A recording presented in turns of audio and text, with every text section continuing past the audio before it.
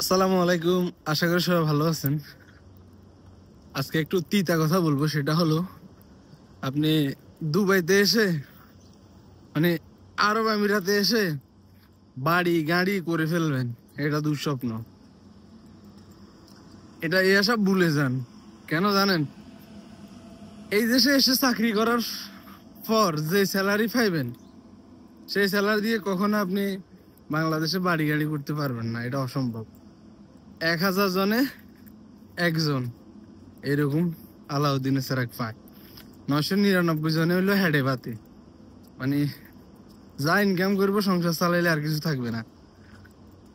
যাদের সংসার নাই তাদের কিছু টাকা হয়, সেগুলা দিয়ে ওই বাড়ির একটা ফিলারও কিনা যায় না, 5-10 বছর হয়।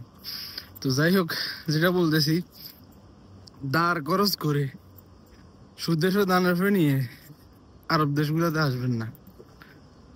যদি আপনার ধার খরচ থাকে তাহলে আরবের দেশগুলোতে না আসাই ভালো।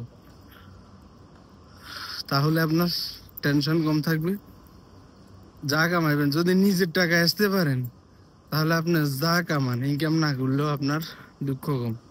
যা পাইতেছেন কামাইতেছেন খালাস।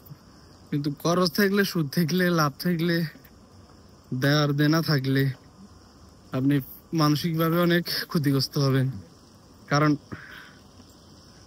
এখানে বিভিন্ন রকমের স্যালারি, ভালো কোম্পানিতে হইলে মাসে মাসে দেয়, না হলে বেশিরভাগই আজকে স্যালারি দেয় পরের মাসে, কখনো 20 তারিখে দেয়, কখনো 15 তারিখে দেয়।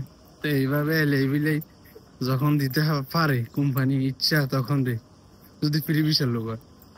ভালো কোম্পানি হইলে ঠিক আছে, কিন্তু ওরকম ভালো কোম্পানি ভালো পজিশনে সবাই যেতে পারে না, খুব কম মানুষই যায়। তো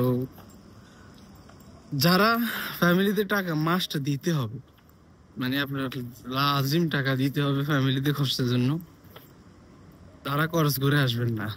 ধার খরচ করে আপনি কি ফ্যামিলিতে দিবেন না, ধার খরচ পরিশোধ করবেন, মাথা আরো নষ্ট হয়ে যাবে। শুধু আরব দেশগুলোতে ওদের জন্য সবচাইতে ভালো, যাদের ফ্যামিলিতে চাওয়া পাওয়া নাই, সে একটা বোঝার মতো দেশে পড়ে আছে, কিছু করতে পারছে না, তখন তার নিজে শুধু এইটা বলার জন্য যে ছেলে বিদেশ থাকে বা কিছু একটা করে হেডে বাতে, নিজে হেডে বাতে দর্শন, সে আসলে ইনকাম করতে পাইলো না পাইলে সে নিজের ফ্যাটটা চালাইলো, এরকম হইলে আসেন। কিন্তু আপনি মাস্ট দেশে টাকা পাঠাইতে হইব, এরকম হইলে আপনি ধার খরচ করে আসেন না। ধার খরচ ছাড়া হইলে আসেন, সমস্যা নাই। তাইলে কাজ করলে কিছু টাকা পাইলে এগুলো দেশে পাঠাইলেও চলে, নিজের কাছে না থাকলেও। আর সবচাইতে বড় ইম্পর্টেন্ট যেটা, সেটা হলো কাজ জেনে আসতে হবে। যার কাজ নাই, জানা নাই কাজ, সে যদি আসে সাথে সাথে কাজ পাবে না।